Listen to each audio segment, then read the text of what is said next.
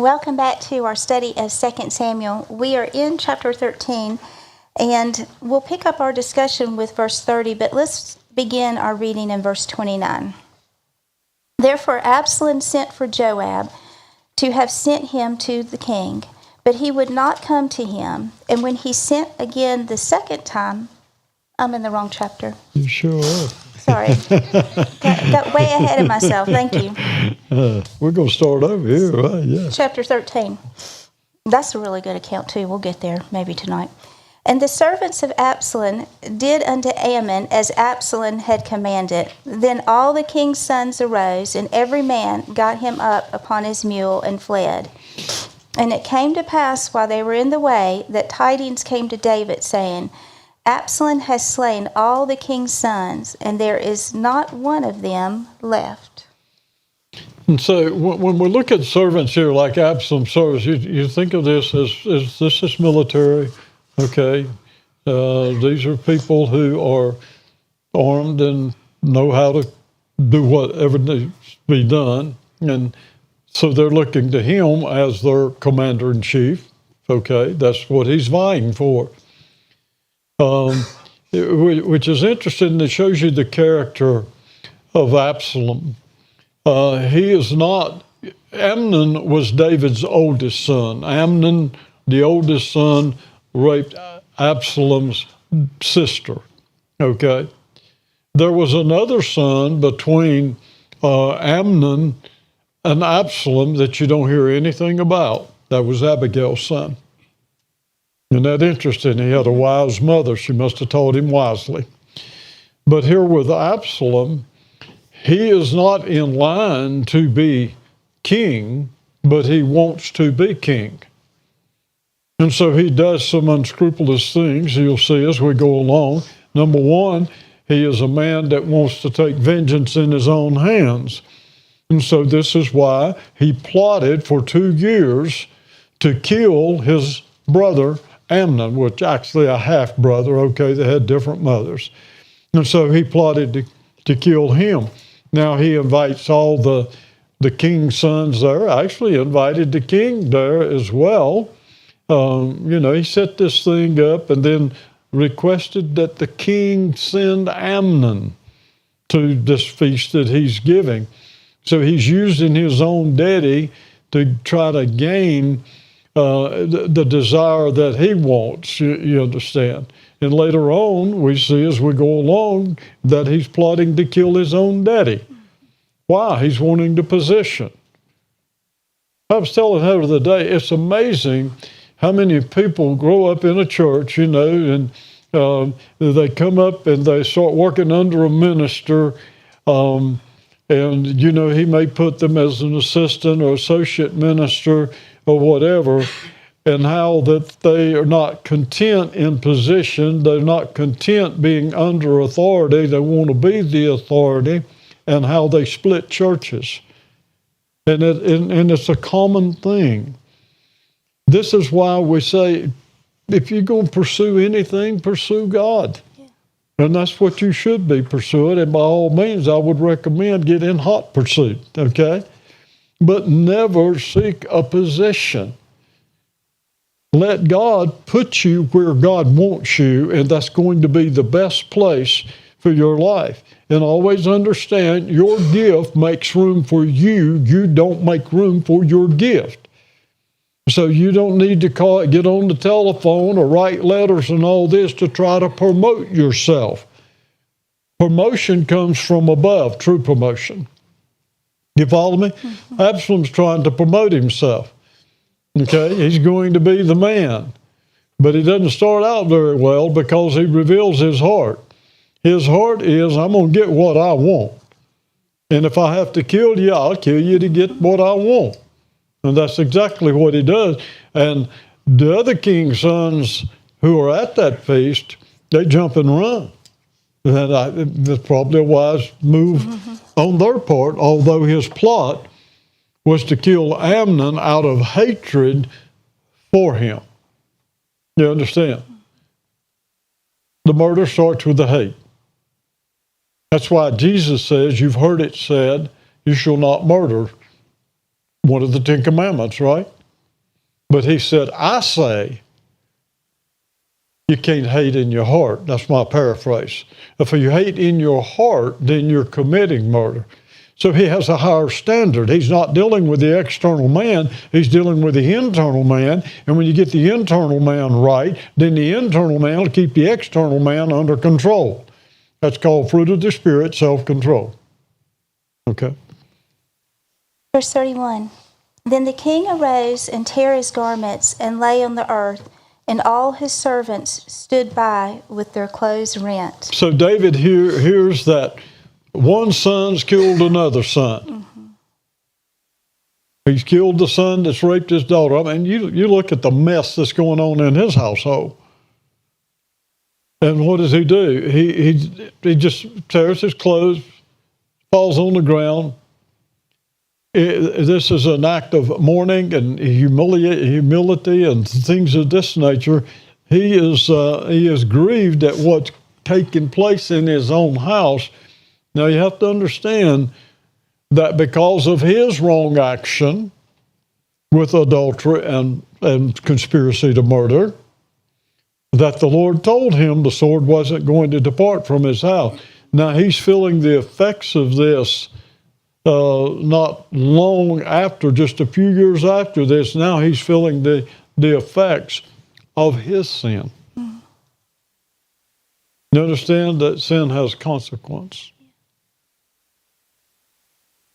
And Jonadab, the son of Shimeah, David's brother, answered and said, Let not my lord suppose that they have slain all the young men, the king's sons, for Amnon only is dead. For by the appointment of Absalom, this hath been determined from the day that he forced his sister Tamar. So here Jonadab, the nephew of David, he's the son of David's brother, Shimeah. And so he says, no, not all the sons have been killed. It's just one. It's Amnon. Now, Jonadab's the one that coached Absalom, if you will, on how to rape his sister, how to have sex with his sister. This guy's a snake in the grass for sure, you understand. Mm-hmm. And now he knows that Absalom has been conspiring to kill Amnon since the day that he raped his sister. He knows that, but he's not telling anybody. Okay? Now therefore, let not my lord the king take the thing to his heart to think that all the king's sons are dead, for Amnon only is dead. Now, if you think back just a few chapters here, you'll see that Jonadab and Absalom, or pardon me, Amnon, were good friends. Right? Mm-hmm. And yet, you see how this guy is being used and how he's in the know on what's going on. And so he tells David, the king, no, it's just one. He wasn't wanting to kill all of them. He just wanted to get rid of this one, okay? And you think you have family problems. But Absalom fled, and the young man that kept the watch lifted up his eyes and looked, and behold, there came much people by the way of the hillside behind him. Now, note this. Absalom, he ran after he had Amnon killed. Remember, Absalom didn't get his hands dirty. Right. And that's the way it works so often. You get somebody else to do your dirty work, okay? So once that's done, I mean, they're going to say, well, we were told to do that, okay? So he flees to, I guess he supposes he's in trouble. What do you think? Mm-hmm. And so what do you do when you get in trouble? If you have a heart like Absalom, you run. Mm-hmm. If you have a heart like David, you fall on your face and humble yourself before the Lord. See the contrast between these two? Yeah. And Jonadab said unto the king, Behold, the king's sons come, as thy servant said, so it is. So the watchmen who were looking, they see all this group of people coming, and then Jonadab says, "See, I told you, it's not all your sons aren't dead. It's just the one. It's just like I said." Now you would think David would think, "Well, how does he know that?" But David is making some mistakes and not seeing some flags along the way. Yet he's a man after God's own heart, but he's in a natural body. And there in that flesh, you've got to stay on top of it, or it'll get on top of you. I heard a preacher say one time, you can be wrong in the head and right in the heart. Exactly. You can be sincerely wrong. Right. Sincere as you can be, but wrong. And it came to pass, as soon as he had made an end of speaking, that, behold, the king's sons came and lifted up their voice and wept.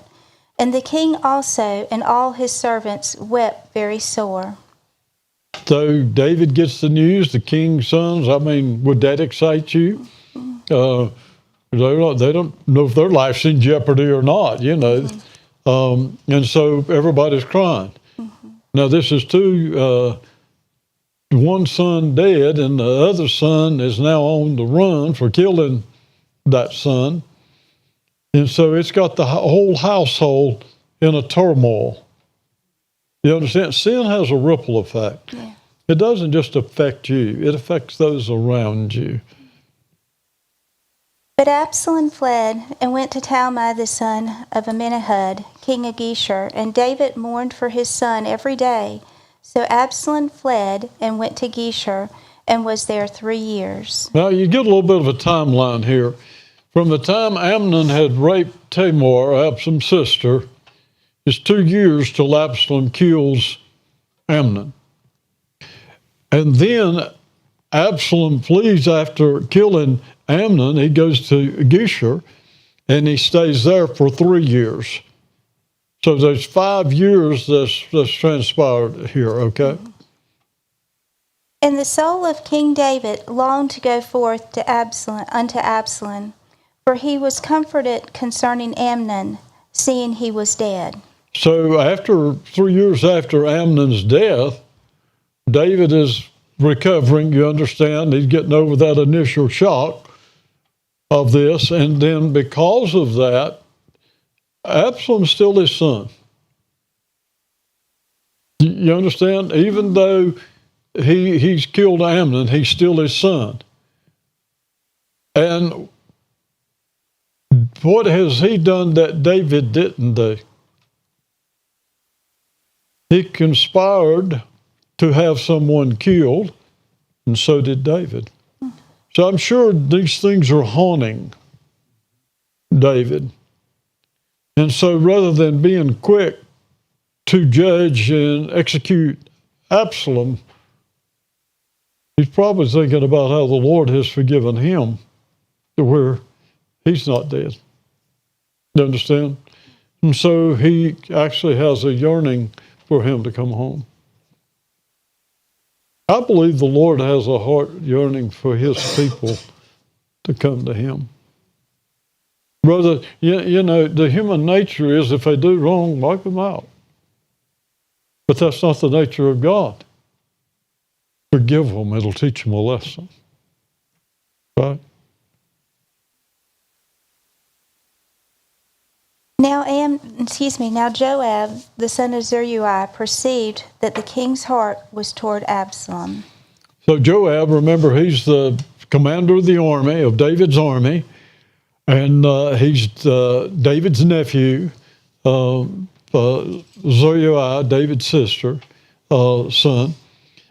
And David perceives, he can see what's going on,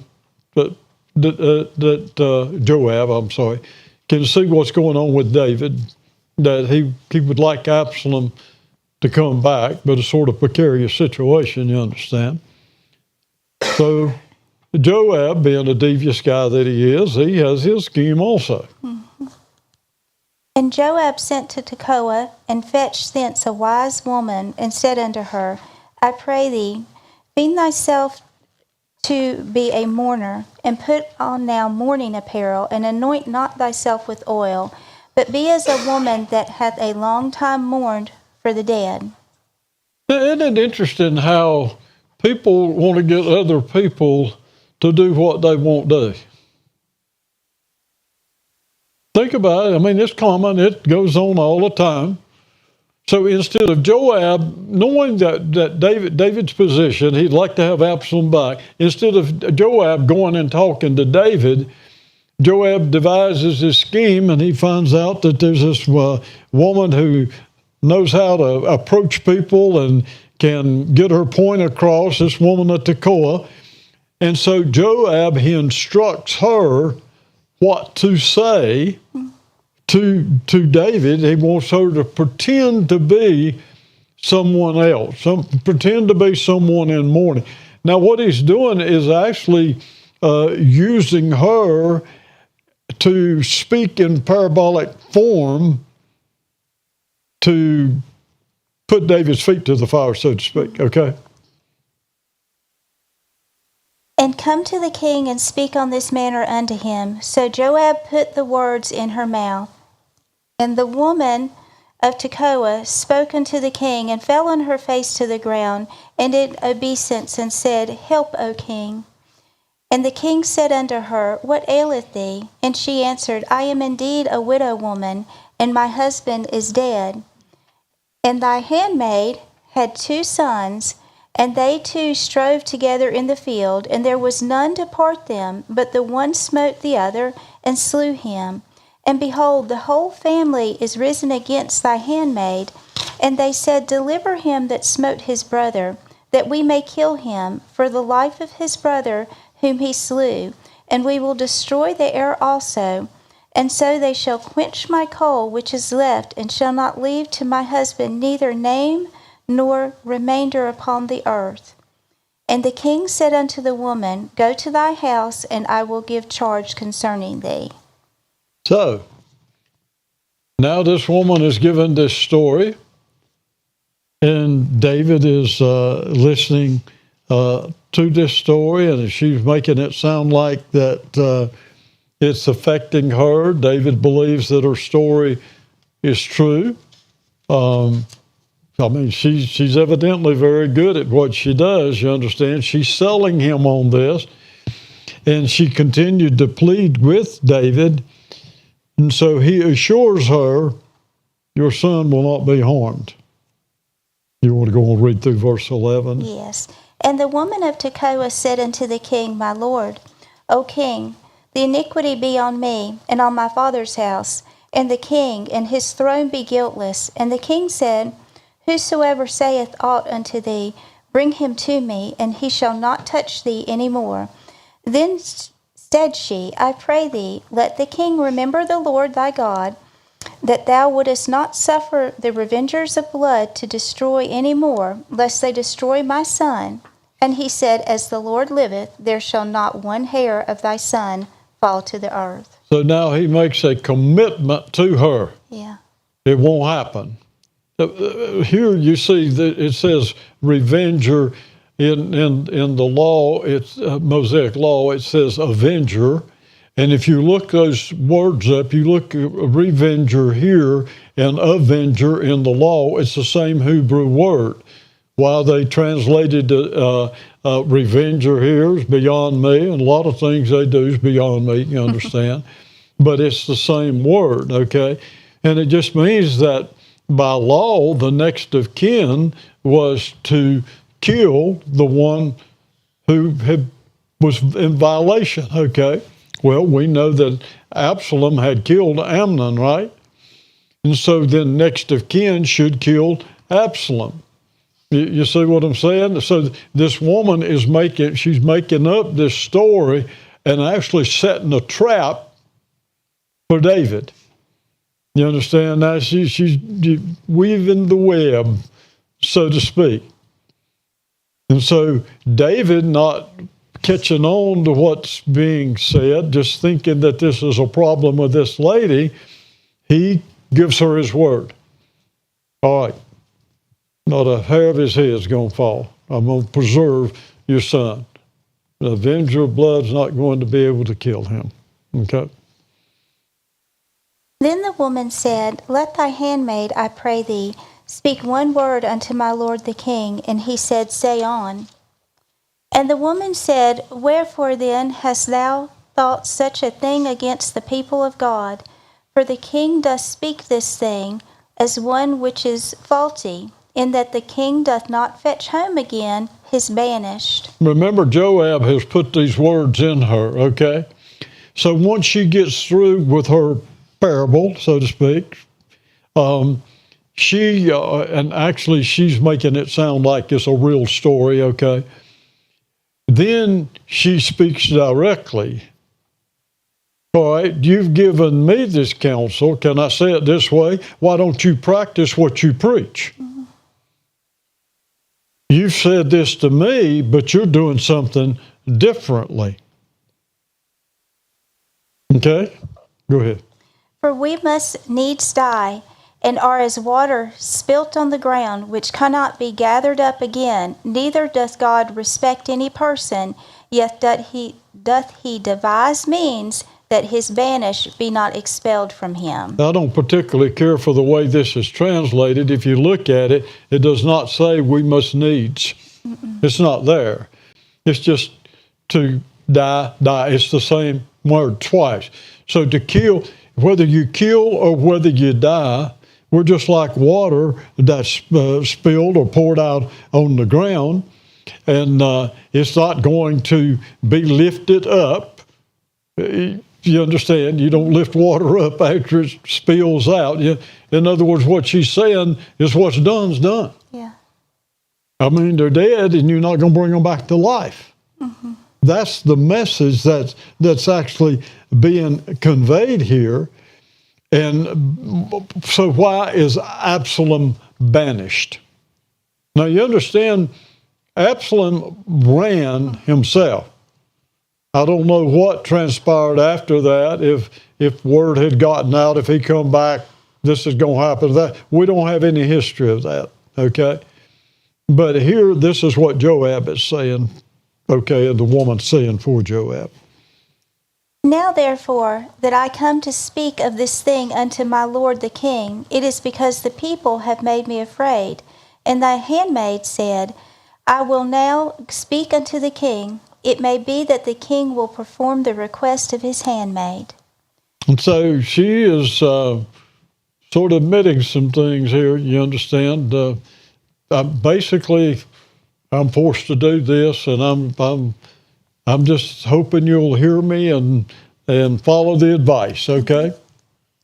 For the king will hear to deliver his handmaid out of the hand of the man that would destroy me and my son together out of the inheritance of God. She's still doing it in parable form, though. Mm-hmm. Okay? Then thy handmaid said, The word of my lord the king shall now be comfortable.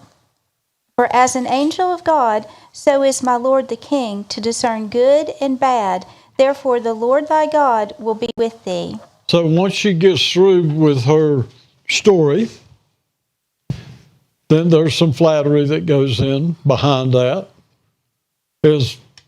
I know you're like an angel of God. You're going to make the right decision. Okay? Now, David is starting to realize there's something going on here. Okay? He's catching on that this is not a problem this woman has. This woman's addressing a problem that I have.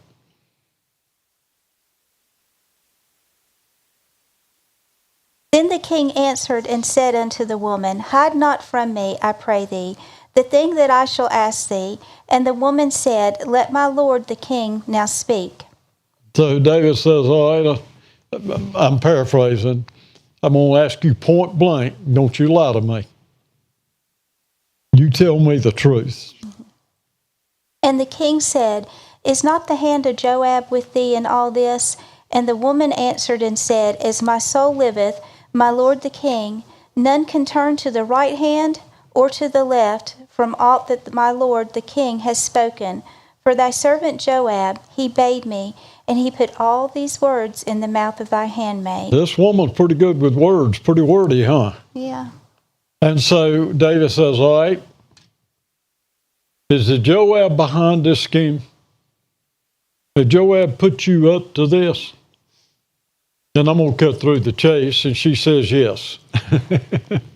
She just does it in a lot more words than that, okay? Mm-hmm. Verse 20, to fetch about this form of speech hath thy servant Joab done this thing. And my Lord is wise, according to the wisdom of an angel of God, to know all things that are in the earth. And so she's admitting that, yes, Joab did this, and yep, your wisdom came through, and you found out what was going on without me having to just tell you straightforward.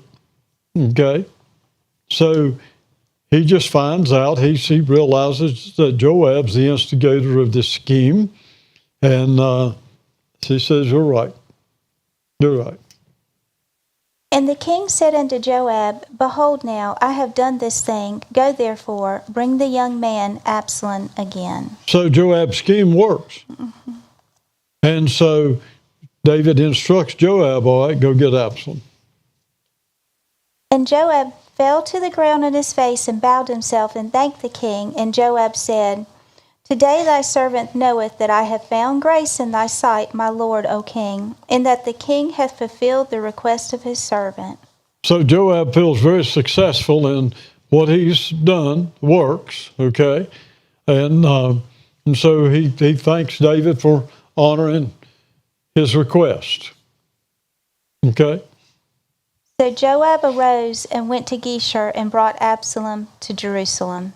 So Joab does what David told him to do. He brings the son back to Jerusalem. And the king said, let him turn to his own house, and let him not see my face. So Absalom returned to his own house and saw not the king's face. So even though David allows him to come back home, so to speak, David does not allow him to come into the presence of the king. Yes, he can come to Jerusalem, but he does not have permission to see me.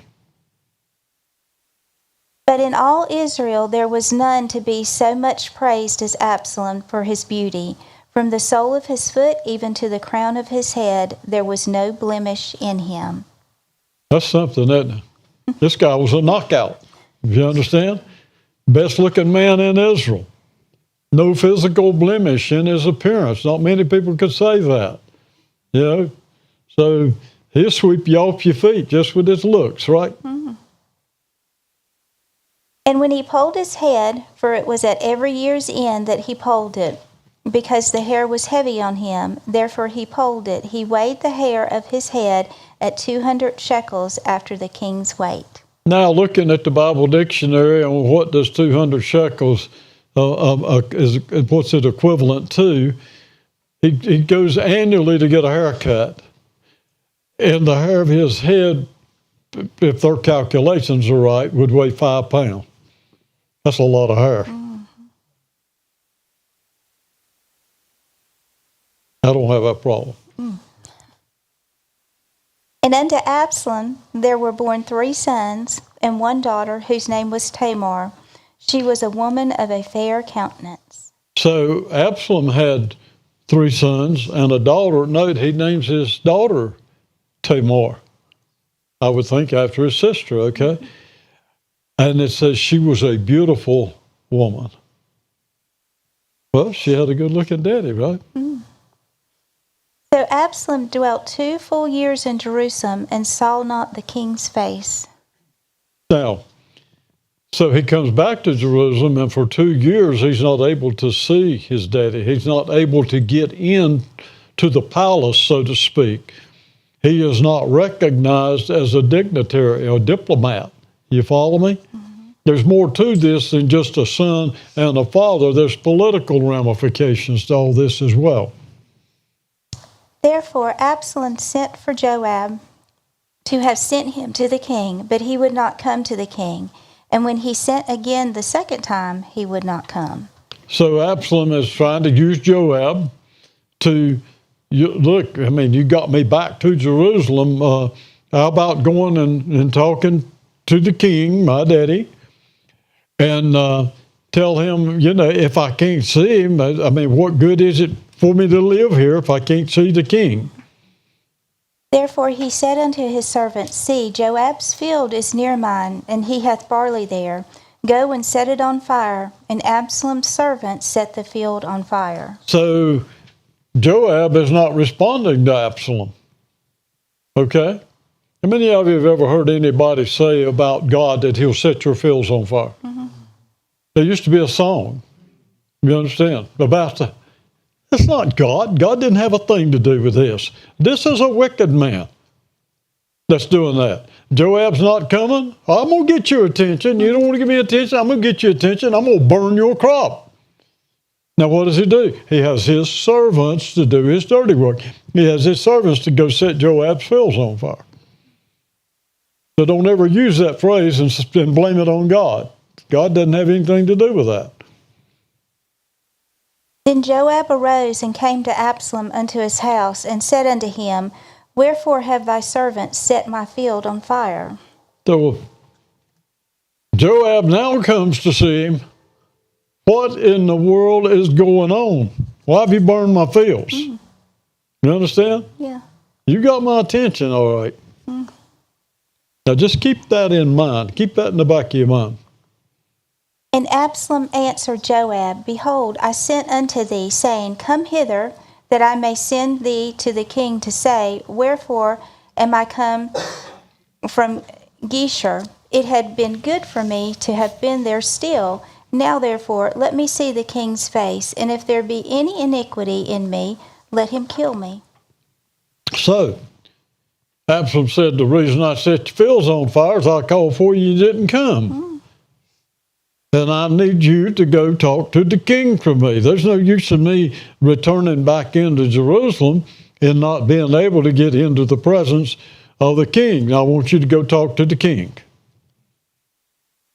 So Joab came to the king and told him, and when he had called for Absalom, he came to the king and bowed himself on his face to the ground before the king, and the king kissed Absalom. So Joab does what Absalom has requested, and David responds favorably and allows Absalom to come into his presence. And when Absalom gets there, he bows down and David kisses him. In other words, there's restoring a relationship here, okay?